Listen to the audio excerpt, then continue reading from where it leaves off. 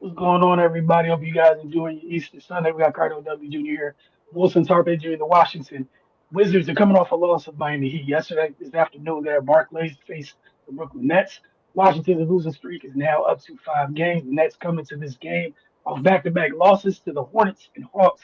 They're 18 and 59 on the year. This is the fourth and final game of the season series between these two teams. Brooklyn leads it 2 games to 1. Their most recent matchup was on February 7th when the Nets beat the Wizards 127 to 113.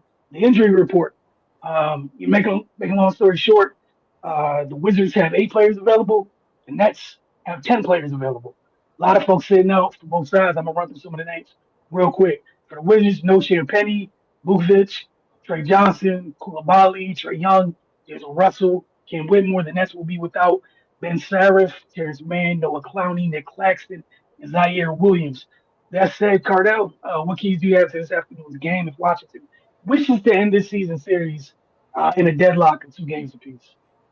Yeah, this is definitely a evaluation game for both franchises, man. They looking at the young players, evaluating where they need to go as pre-draft season. Honestly, is here. Next week Portsmouth, and then the G League showcase, then the combine, then it's on. It's really on after that. So I think they're trying to evaluate to see who's going to be in their future plans, or if they are in their future plans, how can they develop them? Summer league type stuff, and that's what you're kind of looking at with the evaluation in this game. So the game still matters in this regard. Both teams are not playing for postseason action. It still matters as far as depending on where they're going to go in the future, as far as the players they have now, and ultimately who they're going to pick in the draft, or what moves they're going to try to make in trades, what young players they may consider to put in a trade package to try to get a vet so they can speed up getting back into the position to win games, man. So that's something that each fan base for the Wizards and Nets need to watch, because you got to see which youngins are there. Now, there are not a lot of the young players that are not going to be there, but I feel like the ones that are there are kind of on, either either on a bubble, or they're being heavily evaluated to see, all right, will he fit? And that's just being honest. No, I don't have like any inside information, throwing that out there as a disclaimer or whatnot, just from experience, just understanding, how the, league work, how I've been taught, and it is what it is, man. But with that said, with the Nets, obviously they're on the road. 2 players come to mind, young players that come to mind. Nolan Traore, he actually has had some decent games against the Wizards, this season, averaging 8.6 points, 3.8 assists on 37, 31, and 77 splits. Obviously, he has to improve his jumper or whatnot. But the things that are already tailor made is his defense. His defense is he has a ceiling where he could be an all defensive team caliber guard if his offensive efficiency catches up. But his defense is special, and especially on ball, pressing 94 feet, pressuring ball handlers when they cross half court, getting around screens, anticipation instincts, using his length, using his size. He's a pest when he locks in on you, and that's something to kind of continue to watch. Obviously, his playmaking, he coming in the league, and in 22 minutes he's averaging 3.8 assists. So imagine him, giving him the 35 minutes, 40 minutes. It's not far fetched to see him averaging 6, 7, 8 assists a game, which is big time. You know what I mean? So his playmaking is also elite, and something that I feel the Nets value moving forward with him, especially with the versatility and all the pieces that they got around him. And then second, he gets to the cup. Like, he's very quick. He can score. He gets to the cup, and he can finish. He can finish with the best. I think that's his best ability, with his speed and quickness and his ball handling. He can break defenders down. He can get to the cup, and that's something the Wizards going to really have to try to do to keep him out the paint. One thing you don't want in the league, especially the league, the way the game is played today in the league, is guards consistently touching the paint, because when they do, it's trouble. He's finding open shooters, guys getting rhythm shots, or he's finishing, getting to the line, or it's lobs, or he's getting the paint. He's dropping the pass to bigs, rolling, or he's kicking it back out to guys, popping out. Like, he can literally control the game doing that. So you got to keep him in front of you and keep him out the paint, or he will cause trouble. And yes, his efficiency is not up there, but it has been games where he's caught a rhythm and he's put points on the board from shooting from the perimeter. So Typically, with him at this stage, you play off of him so you can try to deal with his quickness and give him the jumper. But if he hit a couple, he's fully capable of putting it all together. Now you got a problem on your hands. And next but not least, man, Drake Powell is another young fella you got to look at, man. Extremely versatile kid out of North Carolina. Um, averaging 6.3 points and 1.7 rebounds, 1.5 assists, man.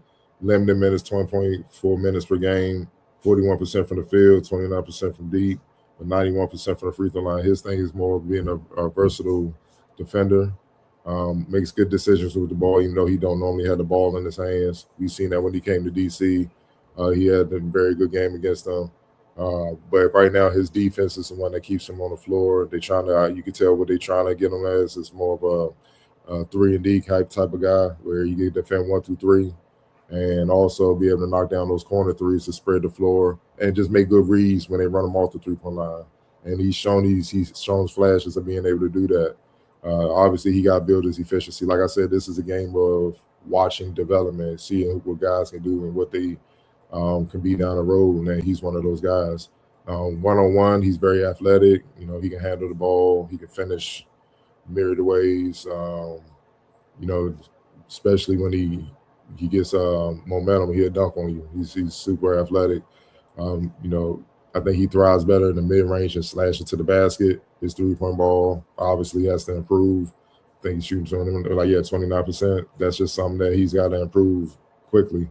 But he's not far off, as far as scoring wise when he get his opportunity in his limited minutes, man. So if he continues to just improve as far as finishing more, adding a bit of a repertoire from the mid post to match his mid range game, and then just expand his range. It don't need to be something spectacular. Just be able to get to 35% shooting from 3, shooting from the corners. He'll be just fine because he already makes smart reads. He already can defend multiple positions. He's a loud threat. He gets after it in transit. You can find him in transition. He can finish. He can get to the free throw line. He's deadly efficient already in that regard, which makes sense for him to keep attacking because he's gonna get to the free throw line, get his 3-point, get his 3 points the old-fashioned way, and then after that, just round out his offensive repertoire. Being able to, curls and spot up and come off screens and be able to knock down those jumpers. Once he add that to his game, you got the makings of something possibly special, man. So again, this game is just about watching the development, man. I wouldn't put too much stock in. I mean, obviously the win matters, but if neither team is going anywhere, y'all know what they're playing for. They try to get the ping pong balls to try to get the top pick. So this is just about development and seeing what guys are indeed NBA worthy outside the guys who are already established. Yeah, and just to wrap things up with you, and the reason why it's so important is, I know if you the last couple of years we've been screaming about it. Leagues change now that we're in the apron era of the league. So winning on the margin is that much more important for how teams put their rosters together, which means people don't have as much leeway as they used to when they're selected. Which means you need people that be productive 1 through 13. If you got 13, 1 through 15, what have you, you need people that can get in rotation, be productive as possible. So that means that trickle down effect means even some of the guys that like the 2 ways, where it's like you hope they pan out, you kind of need it. Like good teams, you need them to pan out because if the 2 way guys end up part of your rotation, that's even better. You're not, you're getting double the value of a spot. So, like Cardell said, man, it's definitely an evaluation type of a game. You guys keep that in mind as you watch this afternoon's contest. Go ahead, Cardell. Yes, I know someone asked. And the game has just started. Brooklyn's up 6-3 super early. And guess who got the first 2 3-pointers? Traore and Drake Powell. Right on cue. How about this? So y'all settle in, enjoy this game. We'll check in with you guys at around 6 o'clock for Wizards Outlook. Y'all have a good one.